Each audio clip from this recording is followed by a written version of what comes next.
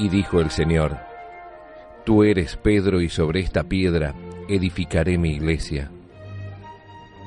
El Santo Padre, Benedicto XVI, en su aprobación y promulgación del compendio del Catecismo escribió: Agradezco infinitamente a Dios nuestro Señor el haber dado este catecismo por mi venerado y amado predecesor, el Papa Juan Pablo II.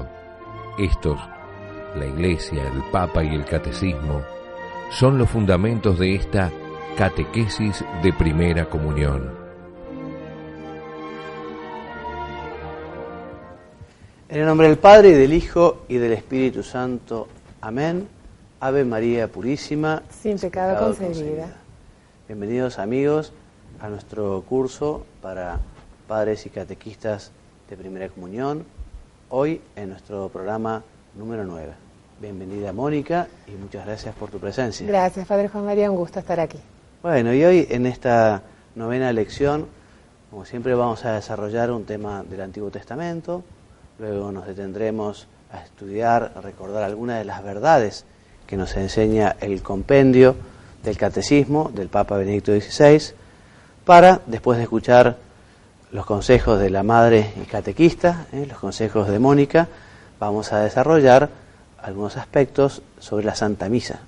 Quienes han venido viendo estos programas saben que estamos aprovechando la Instrucción General del Misal Romano o el Ordenamiento General del Misal Romano, que me parece una guía extraordinaria para estudiar la misa y que además el Papa Juan Pablo II recomendó vivamente que se estudiara en las parroquias. Y vamos a comenzar con la historia de José, aquel hijo de Jacob que se convirtió en primer ministro del faraón en Egipto. Y la historia sagrada dice así: los hijos de Jacob fueron 12. El menor se llamaba Benjamín, el penúltimo José. Jacob quería mucho a Benjamín, pero su favorito era José. Y los demás hermanos envidiaban a José. José tenía sueños que simbolizaban cosas que ocurrirían más adelante. Una tarde Jacob envió a José para que buscara a sus hermanos, que se habían alejado cuidando la majada. Al verlo aproximarse, dijeron los hermanos: ahí viene el soñador, vamos a matarlo y tiraremos su cadáver en un jaguel seco. Después le contaremos a nuestro padre que lo atacó un puma y se lo comió. No, opinó Rubén, el hermano mayor, que no era tan malo. Mejor lo tiramos vivo al jaguel. Y decía eso porque pensaba sacarlo luego. Agarraron a José entre todos y lo arrojaron al pozo vacío. Rubén se fue a dar una vuelta por el campo para no oír los quejidos de José en el pozo. Cuando volvió, se encontró con que los demás, en su ausencia, habían sacado a José del jaguel, vendiéndolo a unos mercachifles que pasaban en viaje hacia Egipto. La cosa no tenía remedio. A Jacob le presentaron el manto de José manchado con la sangre de un cabrito, y Jacob se creyó que un puma lo había matado. Se largó a llorar desconsoladamente. También lloraba José al llegar a Egipto. Extrañaba mucho. Lo condujeron a una feria donde vendían esclavos y allí lo compró un hombre poderoso llamado Putifar, con perdón de la palabra. José lo sirvió fielmente y llegó a ser capataz de los servidores de su amo. Pero la mujer de Putifar, que era de lo que no hay, se propuso engañar a su marido con José. Como José no le llevaba el apunte, ella, despechada, lo denunció falsamente. Putifar, furioso, metió a José en la cárcel. Ahí interpretó acertadamente los sueños del copero, sommelier, le dicen los franceses, y del panadero del rey, que también estaban presos. Una noche, el rey de Egipto, conocido como Faraón, tuvo 2 sueños rarísimos.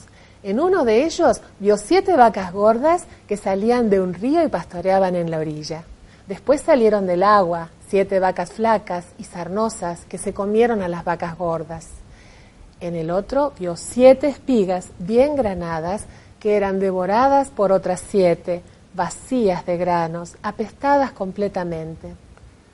El faraón se asustó por sus sueños y empezó a buscar a alguien que supiera interpretarlos. Su copero, que ya andaba suelto, le comunicó la habilidad que tenía José para interpretar sueños, y el rey lo mandó llamar. José, le explicó al rey, los dos sueños indican lo mismo. Pronto vendrán 7 años de prosperidad y abundancia, pero después habrá otros 7 de miseria. Por la seca se morirán las haciendas y se perderán las cosechas. Entonces nos moriremos de hambre, dijo el rey muy afligido. No, don Faraón, contestó José. Puede usted construir grandes galpones para guardar el trigo en la época buena y cuando llegue la mala, distribuirlo de a poco hasta que mejoren las cosas. Está bien, aprobó el rey. Ya que han demostrado ser tan inteligente, te encargarás vos de hacer eso. Para que puedas realizarlo, te nombro primer ministro. Todo sucedió conforme lo había anunciado José, y nadie pasó hambre gracias a su previsión.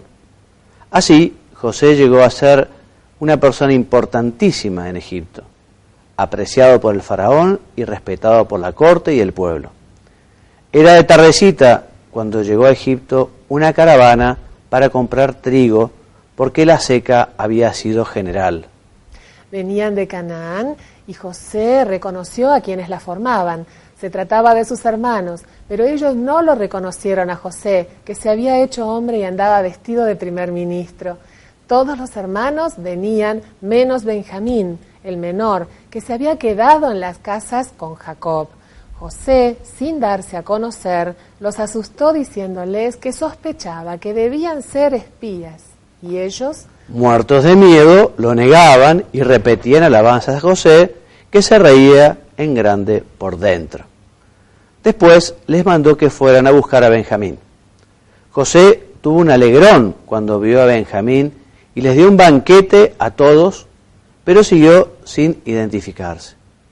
Durante el banquete hizo esconder una copa de plata en el equipaje de Benjamín y cuando lo descubrieron, fingió enojarse y ordenó que metieran preso al muchacho. Los hermanos rogaron y suplicaron por él, jurando que era inocente. José, al verlos tan desesperados, comprobó que, con el tiempo, sus hermanos habían mejorado, ablandándoseles el corazón. Entonces les dijo quién era, y aquello fue un jolgorio. Todos se abrazaron, llorando y riéndose al mismo tiempo. José dispuso que, lo antes posible, le trajeran desde Canaán al viejo Jacob, que se había quedado solo y con el ánimo por el suelo. Cuando llegó Jacob, la fiesta duró lo menos una semana. Hubo empanadas y asado con cuero, achuras y pastelitos de dulce con vino a discreción.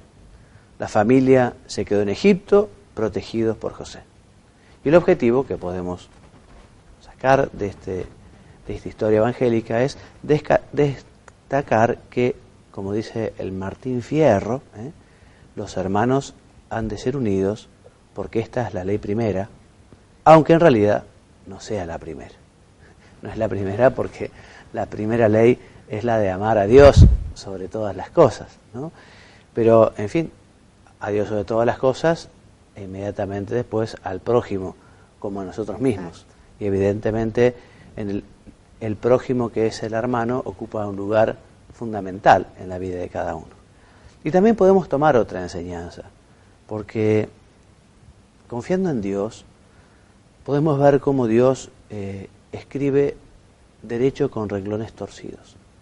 Porque la verdad, la historia de José comienza mal, pero sin embargo, Dios cuánto bien sacó de aquello que fue algo muy triste, como fue la venta por parte de sus hermanos.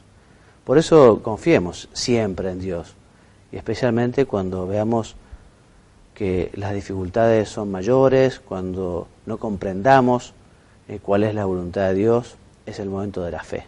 Es el momento de la fe, el momento de la esperanza, el momento de la oración. Y pensar, bueno, Dios lo quiere, Dios sabe. Y seguramente Dios de aquello va a sacar algo muy bueno.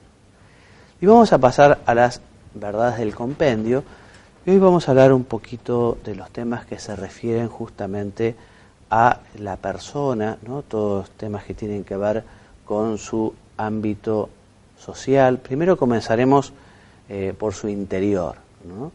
y concretamente por lo que se llaman las pasiones, y vamos a ver, bueno, qué papel ocupan las pasiones en la teología moral, o qué papel juegan las pasiones en el acto libre de cada persona. Entonces, el catecismo define a las pasiones como aquellos afectos, emociones o impulsos de la sensibilidad que inclinan a obrar o a no obrar, en vista de lo que se percibe como bueno o como malo.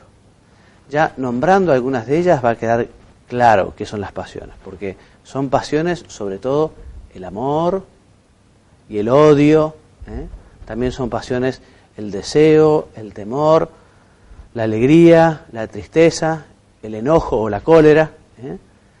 La pasión fundamental es el amor, ¿no?, que es provocado justamente por el atractivo del bien. No se ama sino el bien, aunque a veces sea aparente, aunque a veces no sea un bien real. Por eso las pasiones, en cuanto a impulsos de la sensibilidad, en sí mismas no son ni buenas ni malas.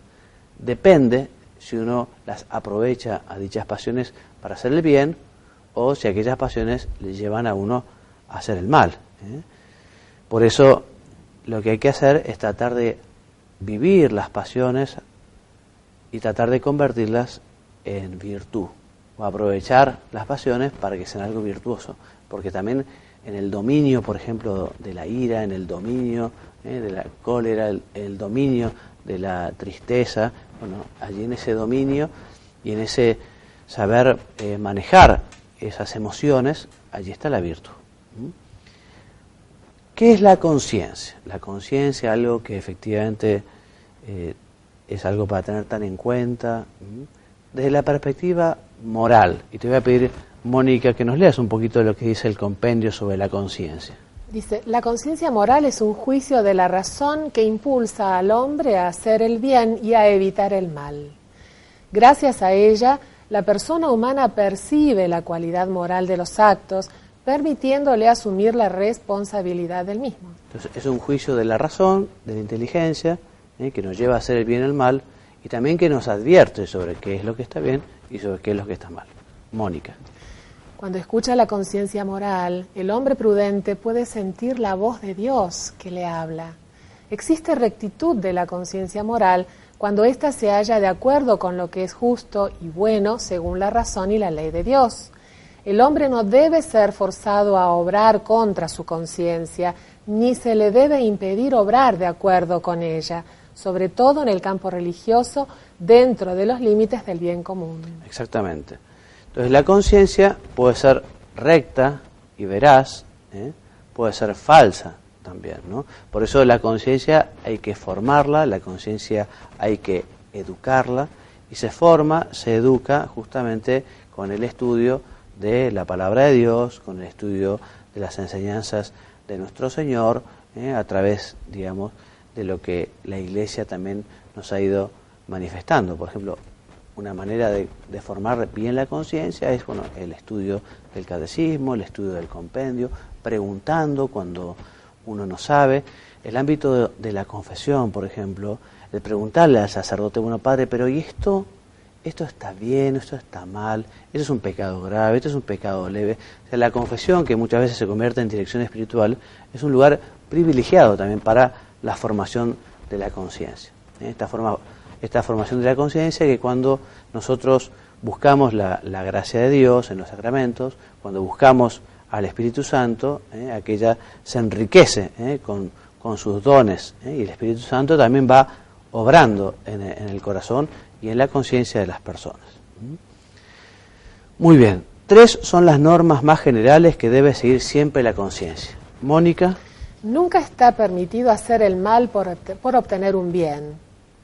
2. La llamada regla de oro. Todo cuanto queráis que os hagan los hombres, hacédselo también vosotros a ellos. Mateo 7:12. Y 3. La caridad supone siempre el respeto del prójimo y de su conciencia. Muy bien. Esto no significa aceptar como bueno lo que objetivamente es malo. Sabemos también que la conciencia puede emitir juicios erróneos, fruto de esa mala formación, o también puede ser que uno sepa que aquello está mal, pero lo haga igual. Pero es distinto a el concepto, digamos, de conciencia errónea. Ahora, esa conciencia errónea, cuando por ejemplo la conciencia nos dice, bueno, hacer esto no está mal, y en realidad está mal, eso se puede deber a la ignorancia. Pero la ignorancia a veces es responsable y a veces no. Por eso hay que ver.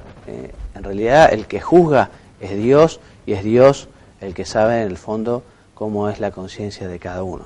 Pero todos estamos obligados a formar la conciencia, todos estamos obligados a preguntar en caso de duda, porque no hay que obrar con conciencia dudosa.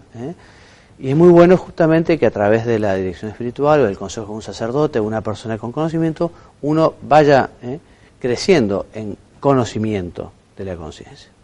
Por ejemplo, sobre la culpabilidad de la ignorancia, a veces puede ser que no sea imputable a la persona ese mal cometido si la ignorancia es involuntaria, o sea, si no ha habido responsabilidad en aquel fiel.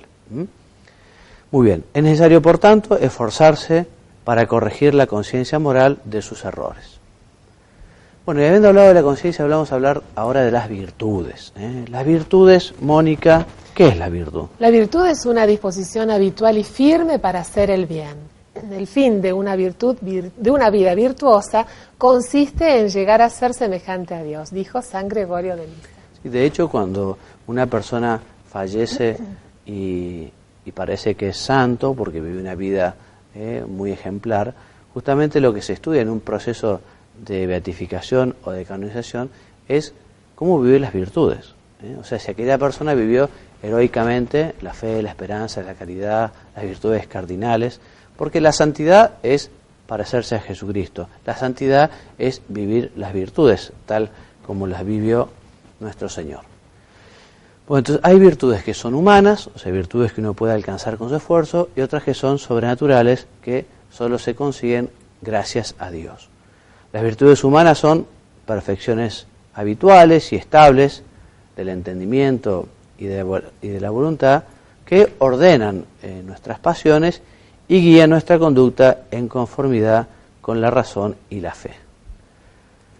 Estas virtudes humanas se pueden adquirir por el esfuerzo, por la lucha, se pueden fortalecer a través de repetir esos actos virtuosos, esos actos buenos, y pueden ser purificadas y elevadas también por la gracia divina. ¿Cuáles son las principales virtudes humanas denominadas cardinales, Mónica? Son la prudencia, la justicia, la fortaleza y la templanza. Muy bien, y vamos a hablar un poquito ahora de cada una de ellas. Mónica, ¿qué es la prudencia? La prudencia dispone la razón a discernir en cada circunstancia nuestro verdadero bien y a elegir los medios adecuados para realizarlo. Es guía de las demás virtudes, indicándoles su regla y medida. La prudencia nos ayuda justamente a decidir, nos ayuda a tomar la decisión correcta. Prudente no quiere decir sinónimo de un hombre apocado, porque a veces la prudencia exigirá que uno obre con rapidez y con audacia. Pero el hombre prudente justamente es el que sabe valorar y actúa con ese don también del Espíritu Santo, con esa luz para obrar correctamente. La justicia, Mónica. La justicia consiste en la constante y firme voluntad de dar a los demás lo que les es debido. La justicia para con Dios se llama virtud de la religión. La justicia, dar a cada uno suyo, dar a cada uno su derecho. La fortaleza asegura la firmeza en las dificultades y la constancia en la búsqueda del bien, llegando incluso a la capacidad de aceptar el eventual sacrificio de la propia vida por una causa justa. Muy bien, es muy bueno que la virtud de la fortaleza vaya unida al don del Espíritu Santo, ¿no? Porque efectivamente uno puede poner empeño y esfuerzo contra la adversidad, contra lo que es arduo, pero también es muy bueno pedirle al Espíritu Santo el don, justamente para poder hacer aquello que es tan difícil más fácil. Entonces, cuando uno ejercita la virtud de la fortaleza, que uno no deje de pedir al Espíritu Santo el don de la fortaleza. Muy bien, la templanza. La templanza modera la atracción de los placeres, asegura el dominio de la voluntad sobre los instintos y procura el equilibrio en el uso de los bienes creados. Por eso vivimos la templanza al comer, al tomar, al descansar, en el deporte, en el trabajo. Es ese orden también que uno tiene que poner, esa moderación en los apetitos. Muy bien, y ahora le damos la palabra a Mónica Heller, que ella como madre y catejista nos va a dar algunos consejos en pocas palabras. En pocas palabras, hoy quería charlar un poquito acerca de la vocación del catequista. A todo catequista nos resuena mucho esas palabras de ese mandato de Jesús, que aquí escribí: vayan y hagan que todos los pueblos sean mis discípulos, Mateo 28, 19. Y bueno, ser catequista responde a un llamado. Dios nos llama y nosotros nos dejamos... ¿no? Él nos invita y nosotros nos dejamos ser invitados por Él, por esta hermosa invitación. Entonces uno puede ser catequista, ya dijimos en otros encuentros, porque tal vez nuestros hijos están en la parroquia y nos invitan a ayudar en la catequesis y nosotros por estar con ellos aceptamos. Pero independientemente de esto, podemos al principio, bueno, la buena voluntad es lo que más importa, pero luego con el tiempo ustedes van a darse cuenta que también necesitan formarse, ¿no? Tomarlo más en serio. Esto implica estudiar, formarse en un seminario catequístico, participar de seminarios, de cursos o leer libros. ¿Por qué? Porque la catequesis es un ministerio eclesial muy importante con una misión específica. Y si pasamos a la otra plaquita, vemos que dice que es un llamado. ¿Y cómo nos llama Dios? Bueno, nos llama Él nos habla, en todo momento nos está hablando, a través de quienes nos rodean, a través de los acontecimientos, directa o indirectamente. Entonces, en la última de las plaquitas, en pocas palabras, decimos, ¿y cuál es la sugerencia? Bueno, estar atentos con los ojos y los oídos, sobre todo del alma, para que podamos escuchar qué es lo que Dios nos está pidiendo, porque a todos nos pide algo y nos va a dar las ganas y nos va, como ya dijimos en algún momento, a favorecer todo para que podamos cumplir esa misión. Él quiere que nosotros hagamos algo por algún hermano. Por eso dice, aprendamos también a mirar con los ojos del alma, porque Dios siempre nos llama a que hagamos algo a favor de nuestros hermanos. Tengámoslo en cuenta. Muy bien, Mónica, muchas gracias. Y continuamos ahora entonces con la instrucción general del misal romano. Hemos, en esta explicación sobre la misa, ido explicando los ritos iniciales y lo que fue la liturgia de la palabra. Ahora ya comenzamos con la preparación de los dones para la liturgia de la Eucaristía. Y decimos que justamente al comienzo de la liturgia eucarística se llevan al altar los dones que se convertirán en el cuerpo y la sangre de Cristo. Entonces llevarán los dones, que es el vino, el pan. También se preparará el altar con el misal, el corporal, el purificador, el cáliz, el copón. Muchas veces se lo trae procesionalmente, ¿no? Procesionalmente, unos niños o un matrimonio traen esa ofrenda hacia el altar. A veces están en la credencia sencillamente y las trae el que ayuda o el monaguillo. Pero leemos que dice la instrucción, luego se traen las ofrendas, por eso es de desear que el pan y el vino sean presentados por los fieles. El sacerdote o el diácono los recibe en un lugar adecuado para llevarlos al altar. Aunque los fieles ya no contribuyan con el pan y el vino destinados a la liturgia, como se hacía antiguamente, no obstante el rito de presentarlos conserva su fuerza y significado espiritual. Muy bien, Mónica. También se puede recibir dinero u otros dones para los pobres o para la iglesia, traídos por los fieles o recolectados en la nave de la iglesia y que se colocarán en un lugar conveniente fuera de la mesa eucarística. Acompaña la procesión en la que se llevan las ofrendas el canto del ofertorio.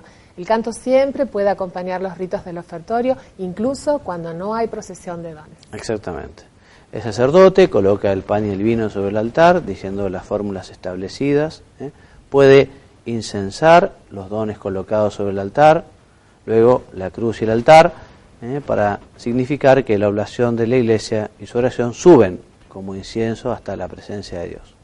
Después, el sacerdote y el pueblo pueden ser incensados por el diácono o por otro ministro. Luego el sacerdote se lava las manos al costado del altar y expresa así este rito, su purificación o su deseo de purificación interior. Muy bien, y vamos a continuar con la Santa Misa y vamos a ver una oración privilegiada. Ustedes saben que el compendio nos trae algunas oraciones al final a modo de apéndice y también nos habla del rosario.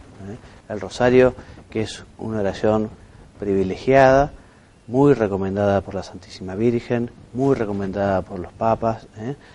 Qué bueno rezar el rosario en familia, la familia que reza unida permanece unida. Cuántos dones podemos pedir a la Virgen a través del rosario, cuántas también gracias podemos darles a la Virgen rezando el rosario.